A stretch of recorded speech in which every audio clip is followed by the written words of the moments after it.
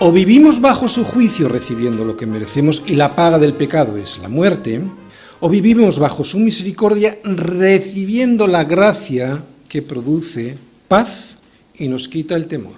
Y esto es pura misericordia. Solo hay esos dos caminos. A esta hora, la Iglesia Metodista Independiente se reúne para presentar su programa En Espíritu y Verdad. Dios es Espíritu, y los que le adoran en espíritu y verdad es necesario que le adoren.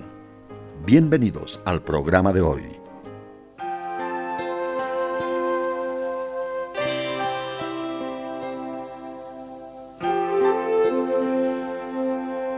Porque yo el Señor soy tu Dios, quien te sostiene de tu mano derecha, te sostiene de tu mano derecha y te dice no temas. No temas, yo estoy contigo. No desmayes porque yo soy tu Dios, que te esfuerzo, siempre te ayudaré y te sustentaré con la diestra de mi justicia. No temas, yo estoy contigo. No desmayes, pues yo soy tu Dios.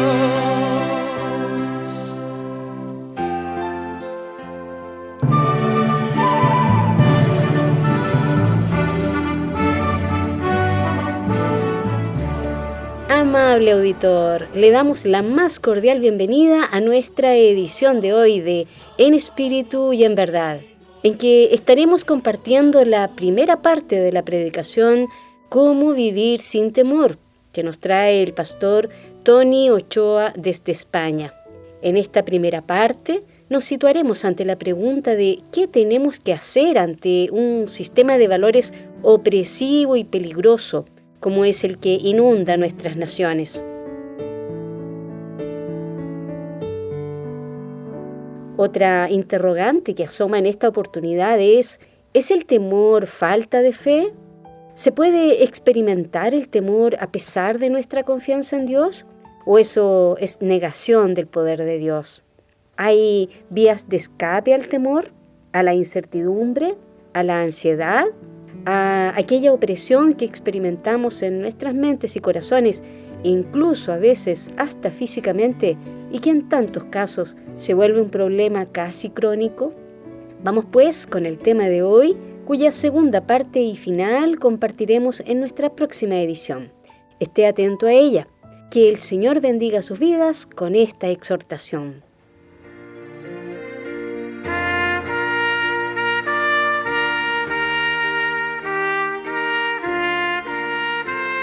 Muy bien, los salmos son la oración de un hombre que anhela la comunión con Dios y su consejo.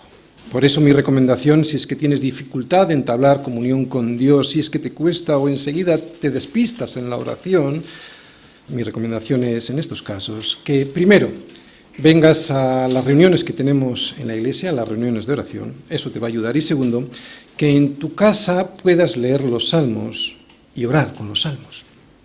Y es que los salmos son oraciones, son esos momentos preciosos en los que David derrama su corazón ante Dios. Por eso cuando yo tengo dificultad de comunicarme con el Señor, procuro agarrarme de los salmos porque sé que es una manera muy segura de poder hablar con Dios sin equivocarme con mis intenciones egoístas.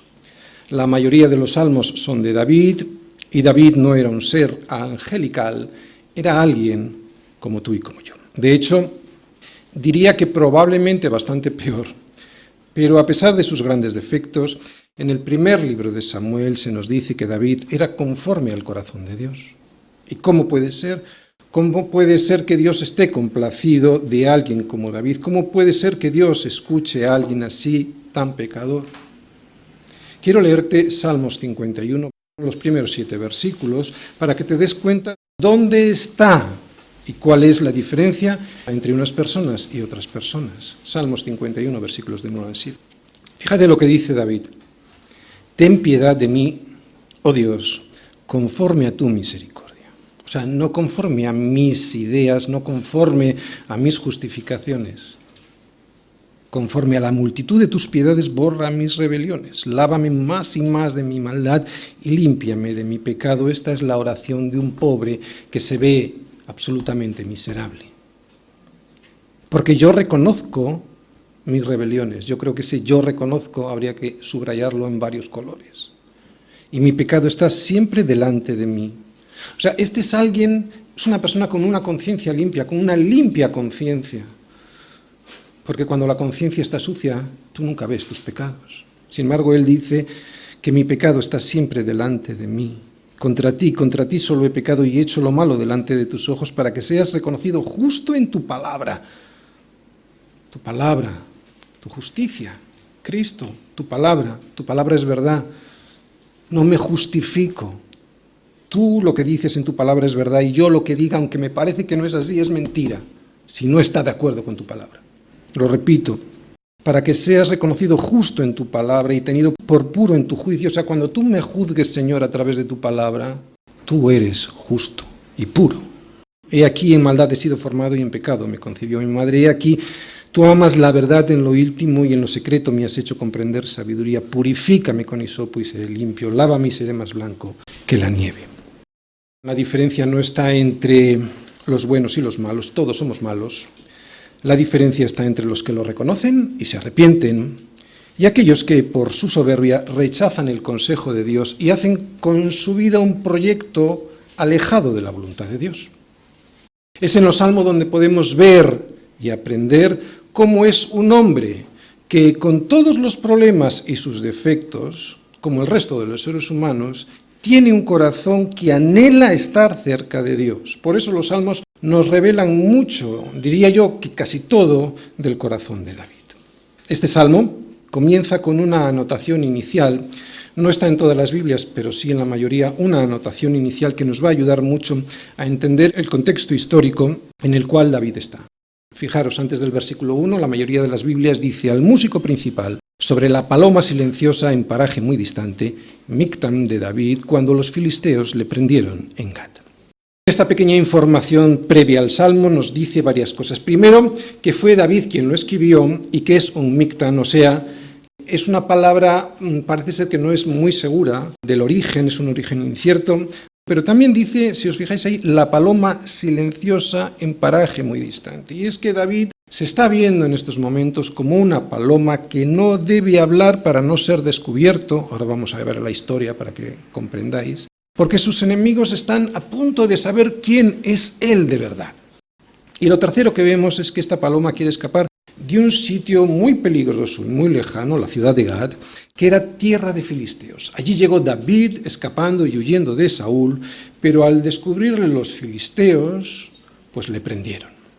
Así que este salmo nos va a ayudar a saber qué tenemos que hacer en un mundo con un sistema de valores peligroso y que nos oprime por ser nosotros quienes somos, o sea, hijos de Dios. Opresión de la cual es muy difícil escapar y que produce miedo. Pero hay que escapar. Hay que escapar porque lo que pretende este mundo es retenernos para... Me estoy refiriendo al sistema de valores, ¿de acuerdo? Lo que pretende es retenernos para hacernos mal, para llevarnos a la destrucción. Vamos a ver la historia a la que se refiere esta anotación inicial del Salmo y que se encuentra en el primer libro de Samuel, en el capítulo 21. Esta historia ya la conocemos muchos de nosotros, es cuando David está huyendo de Saúl y se va a la ciudad de Nob. Fijaros, el primer versículo, vino David a Nob al sacerdote Ahimelech, ¿no? Y se sorprendió a Ahimelech de su encuentro y le dijo, ¿qué pasa? ¿Estás viniendo solo? ¿No hay nadie contigo? Y entonces David empezó a excusarse con alguna mentira y empieza en el versículo 3 diciendo que necesita comer, que tiene hambre y le pide a ver qué tiene el sacerdote a mano. Y el sacerdote le dice que solo tiene los panes de la proposición. no le puede dar otra cosa y le da esos panes para que pueda competir. Y en el versículo 8 le pide armas también. Estaba desarmado, parece ser, y le dice a Ahimelech: no tienes aquí a mano lanza o espada, porque no tomé en mi mano mi espada ni mis armas, por cuanto la orden del rey Saúl era apremiante. Esta es otra mentira de David, ¿no? Y el sacerdote le dice: la espada de Goliat el filisteo, al que tú venciste en el valle de Ela, está aquí envuelta en un velo detrás del efod. Si quieres tomarla, tómala, porque aquí no hay otra sino esa. Y David dijo: ninguna como ella, dámela. Versículo 10, y es aquí donde comienza nuestra pequeña historia. Y levantándose David aquel día, huyó de la presencia de Saúl, y se fue a Aquis, rey de Gat. Y los siervos de Aquis le dijeron: ¿no es este David el rey de la tierra? Fijaros, ellos sabían que David ya había sido ungido, aunque todavía no había sido proclamado rey, ¿de acuerdo? Todo el mundo ya lo sabía. Repito otra vez, los siervos de Aquis, o sea, los filisteos, los enemigos de David, porque David estaba huyendo y se había refugiado en una ciudad enemiga de Filistea, Gat. Y dicen estos siervos del rey Aquis: ¿no es este David, el rey de la tierra? ¿No es este de quien cantaban en las danzas diciendo: hirió Saúl a sus 1000 y David a sus 10.000? Y David puso en su corazón estas palabras y tuvo gran temor. El gran temor del que nos habla el Salmo 56. Claro, le iban a descubrir. Y tuvo gran temor de Aquis, rey de Gat. Y cambió su manera de comportarse delante de ellos y se fingió loco entre ellos. Y escribía en las portadas de las puertas y dejaba correr la saliva por su barba. Y dijo Aquis a sus siervos: he aquí, veis que este hombre es demente, ¿por qué lo habéis traído a mí? ¿Acaso me hacen falta locos para que hayáis traído a este que hiciese de loco delante de mí? ¿Había de entrar este en mi casa? Yéndose luego David de allí, huyó a la cueva de Adulam, etcétera, etcétera, etcétera. Y es aquí, en medio de esta persecución, cuando David escribe este salmo. Y lo hace lleno de desesperación por estar entre incrédulos que le acosan y con los que no comparte nada, y también lleno de miedo a que le descubran que no estaba loco, ¿no? Miedo a que descubran que era David aquel que había vencido a Goliat. Y eso es lo que vamos a ver ahora en los versículos del Salmo 56, del 1 al 13. Ten misericordia de mí, oh Dios, porque me devoraría el hombre. Me oprime combatiéndome cada día. Todo el día mis enemigos me pisotean, porque muchos son los que pelean contra mí con soberbia. En el día que temo, yo en ti confío. En Dios alabaré su palabra, en Dios he confiado, no temeré. ¿Qué puede hacerme el hombre? Todos los días ellos pervierten mi causa. Contra mí son todos sus pensamientos para mal. Se reúnen, se esconden, miran atentamente mis pasos como quienes acechan a mi alma. Pésalos según su iniquidad, oh Dios, y derriba en tu furor a los pueblos. Mis huidas tú has contado, pon mis lágrimas en tu redoma. ¿No están ellas en tu libro? Serán luego vueltos atrás mis enemigos el día en que yo clamare. Esto sé, que Dios está por mí. En Dios alabaré su palabra, en Yahvé su palabra alabaré. En Dios he confiado, no temeré. ¿Qué puede hacerme el hombre? Sobre mí, oh Dios, están tus votos, te tributaré alabanzas, porque has librado mi alma de la muerte y mis pies de caída, para que ande delante de Dios en la luz de los que viven. Antes de ser proclamado rey de Israel, y a pesar de que ya había sido ungido por Dios a través del profeta Samuel, a David le estaba persiguiendo Saúl. A David le estaba persiguiendo la misma muerte. Así que lo primero que aprendemos, y antes de entrar en profundidad en el asunto de hoy, que se trata sobre la opresión y el miedo y cómo salir de ahí, y lo primero que aprendemos es que la persecución puede venir de aquellos que son de los nuestros, de los más cercanos, y que esa persecución puede ser muy despiadada. Por supuesto que también puede venir de los extraños. David, intentando escapar de Saúl, se esconde en la ciudad de Gad, que es donde viven sus enemigos filisteos. Así que David, vemos en toda esta serie de salmos que no encuentra descanso ni entre los suyos, ni tampoco entre los extranjeros filisteos, aunque ahora mismo está presentado como de incógnito. Mucha gente y yo mismo hemos criticado esta decisión de David de escaparse a Gad. Gat era una ciudad muy peligrosa para alguien como él que había vencido a uno de los suyos, a Goliat. Pero vistas las otras opciones, la verdad es que son momentos en la vida de David en los que no hallaba refugio ni descanso en ningún lugar.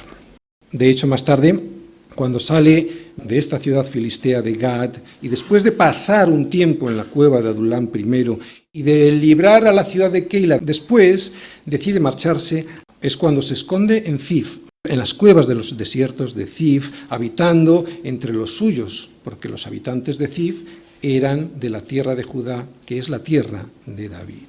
Y estaba huyendo de Saúl, pero resulta que en Zif también David es traicionado, o sea, por los suyos David es traicionado. Y lo que nos enseña esto es algo que estamos viendo prácticamente en todos los últimos salmos sobre David, ¿no? Que el único refugio verdadero es Cristo, que quien nunca nos va a fallar siempre será el Señor. ¿Quiero decir con esto que yo no puedo confiar en mis hermanos en la iglesia? Pues evidentemente no. Lo que quiero decir es algo obvio y muchísimo más sencillo, que todos somos pecadores y que por lo tanto todos podemos caer en el pecado de oprimir a alguien, que todos, tú también, podemos perseguir a alguien por la envidia que sentimos, por ejemplo, al ver que un hermano nuestro ha sido elegido por el Señor para una función, para un ministerio, y yo no. Y los celos llevan a la persecución. Mira a Saúl contra David, mira a los fariseos contra Jesús. Los celos siempre provocan persecución. ¿Qué hace un niño cuando tiene celos de su hermano pequeño? ¡Zas! ¿Sí o no? Los celos siempre traen persecución. Gad representa al mundo y su sistema de valores. Y el mundo perseguirá al creyente. Pero un cristiano mal enfocado también puede hacerlo. Pero David decía, he aquí, Dios es el que me ayuda. ¿Por qué la traición puede aparecer entre los hijos de Dios? Yo creo que el motivo podría ser el siguiente. Satanás hará todo lo posible para destruir nuestras relaciones personales, sobre todo a través de los celos. Es por eso que las peleas dentro de la iglesia son horribles, las peleas entre nosotros son lo peor que podemos vivir. Se dan porque todos somos pecadores. Y como somos pecadores, Satanás podrá encontrar siempre una manera de atraparnos. Bien porque tenemos celos de la labor de algún hermano y deseamos esa posición para nosotros, olvidándonos que no se trata de una posición, que se trata de una función, de un servicio, de un ministerio. Bien porque tal vez nos da envidia su situación económica, social o intelectual. Estas cosas siempre las utiliza el enemigo para destruirnos. Por eso los salmos nos pueden ayudar mucho, porque en los salmos vemos el corazón del hombre desnudo ante Dios. Y se ve muy feo.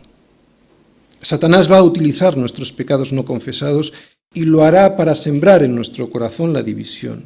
Para ello nos va a ofrecer argumentos, claro que sí, nos ofrecerá los argumentos que necesitamos para justificar nuestra posición.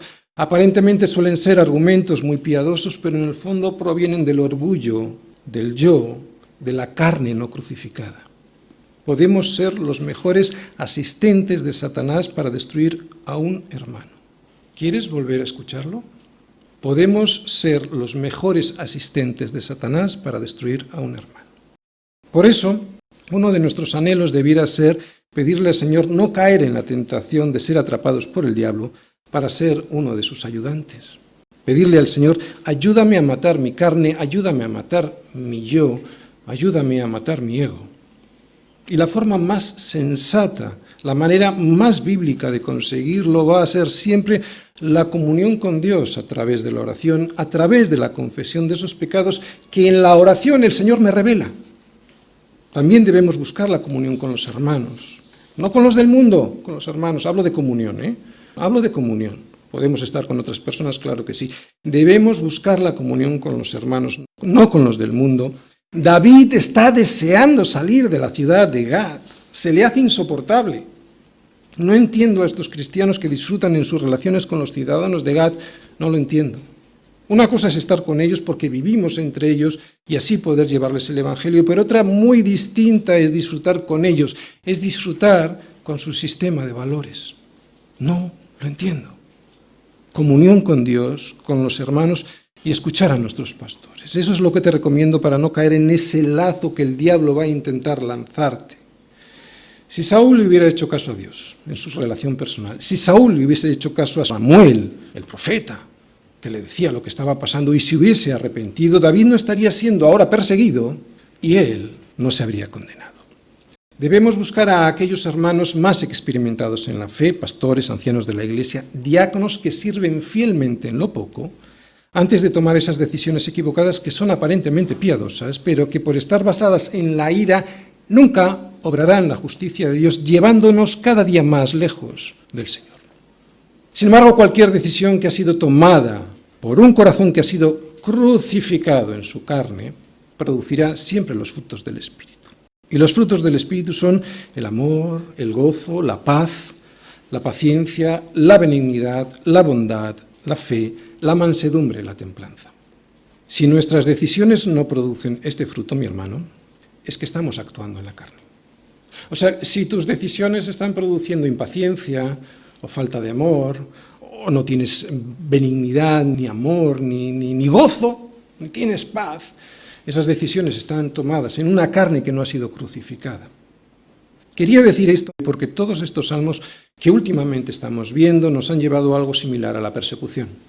Persecución que unas veces surge de los más cercanos a nosotros y que en otras ocasiones proviene del mundo, pero que en los dos casos es opresión y produce miedo. Miedo. Por eso lo que hoy vamos a ver es cómo vivir sin temor, misericordia o juicio, Salmos 56. Misericordia o juicio, solo dos caminos. No hay nada más que estos dos caminos por los cuales se puede transitar por la vida. O vivimos bajo su juicio recibiendo lo que merecemos y la paga del pecado es la muerte, o vivimos bajo su misericordia recibiendo la gracia que produce paz y nos quita el temor. Y esto es pura misericordia. Solo hay esos dos caminos. El primero, la misericordia, lo vamos a ver en la primera parte del Salmo. El segundo, el juicio, lo veremos en la segunda parte y al final del Salmo veremos una conclusión. Primera parte, misericordia. Ten misericordia de mí, oh Dios, porque me devoraría el hombre. Me oprime combatiéndome cada día. Todo el día mis enemigos me pisotean, porque muchos son los que pelean contra mí con soberbia. Estos versículos 1 y 2 son el sistema de valores de este mundo que nos persigue, ¿de acuerdo? Bien. Versículo 3, en el día que temo, yo en ti confío. David logró escapar de Gad, pero como David dice en el último versículo de este salmo, en el versículo 13, fue Dios y no su astucia quien le libró de sus enemigos. Esto es humildad, y esta humildad le lleva a vivir bajo su misericordia. No se puede vivir bajo la misericordia de Dios sin ser humilde. Esta humildad le lleva a vivir bajo su misericordia, y su misericordia siempre produce la liberación de la opresión de este mundo. Es Dios quien te libra. ¿Ves la misericordia, uno de los caminos por los cuales se anda por este mundo? David no se jactaba de que nunca tenía miedo. Me gusta ver esto así, porque David nos muestra su debilidad diciendo que tenía miedo.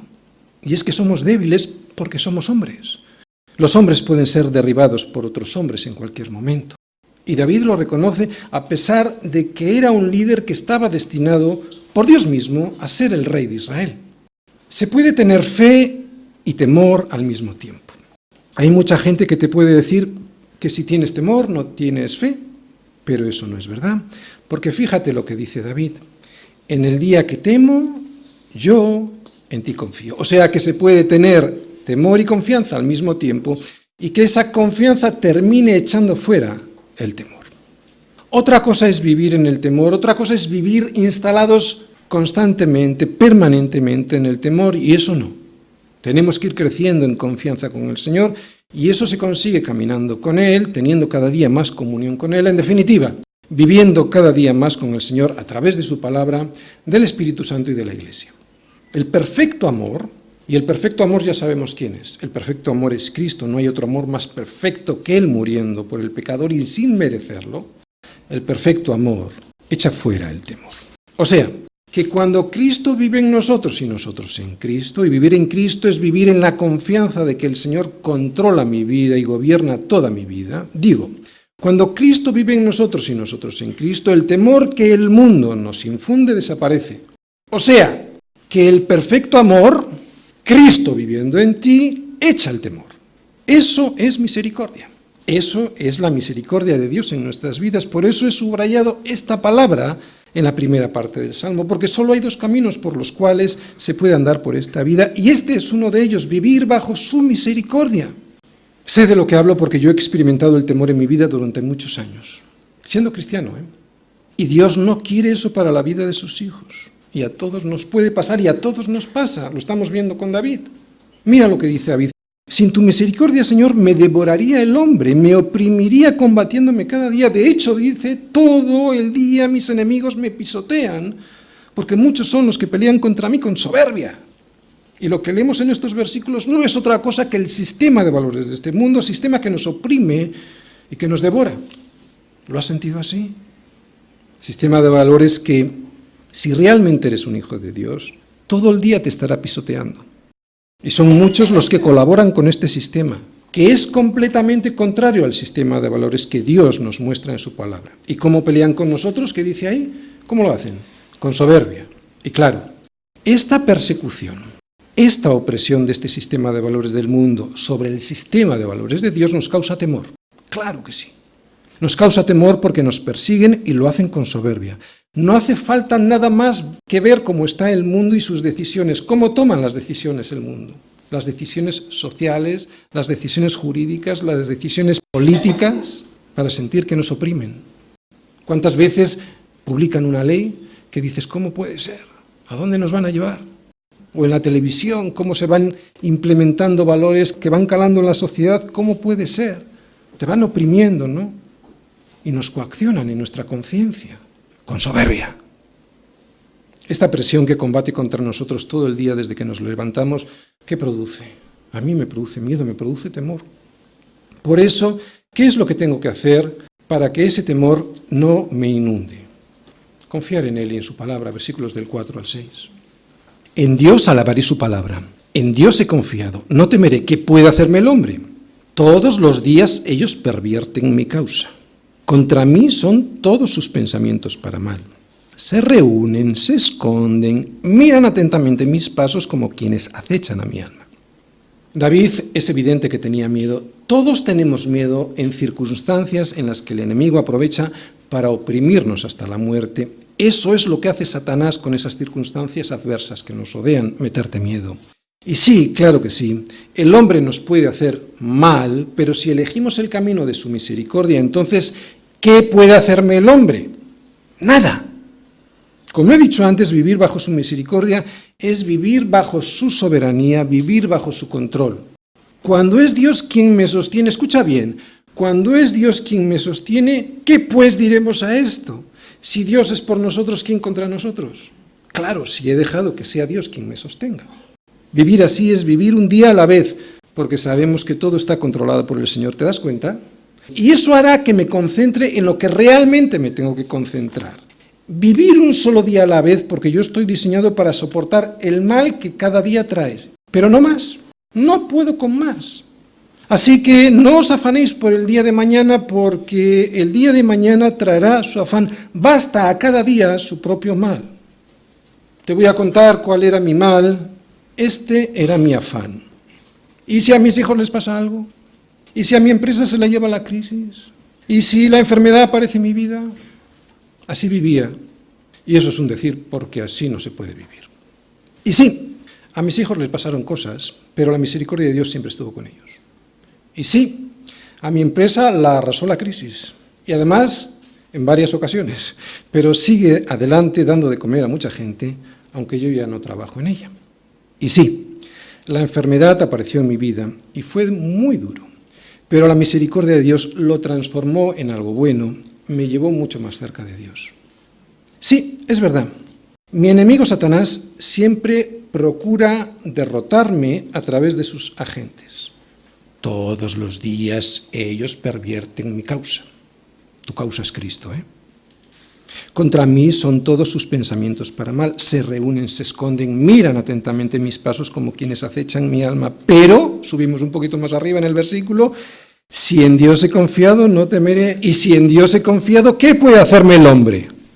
Dios está al control de los mandos de tu vida. Claro que está al control de los mandos de tu vida, pero si es que le dejas estar en el control. Solo entonces podrás decir, no temeré. Y claro, Cuando eres consciente de esta misericordia de Dios a tu vida, ¿qué es lo que pasa? En Dios alabaré su palabra.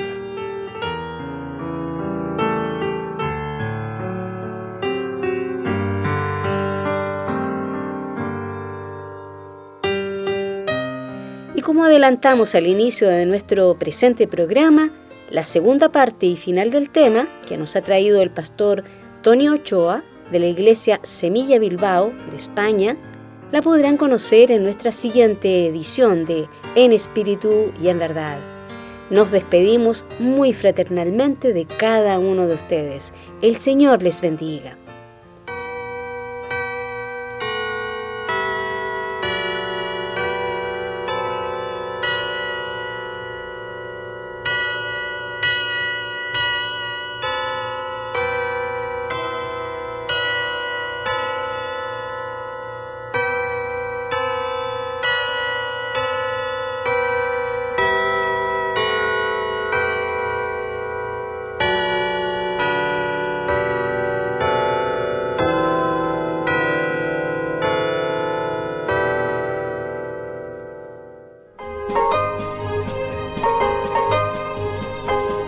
Hasta aquí, la Iglesia Metodista Independiente ha presentado En Espíritu y Verdad.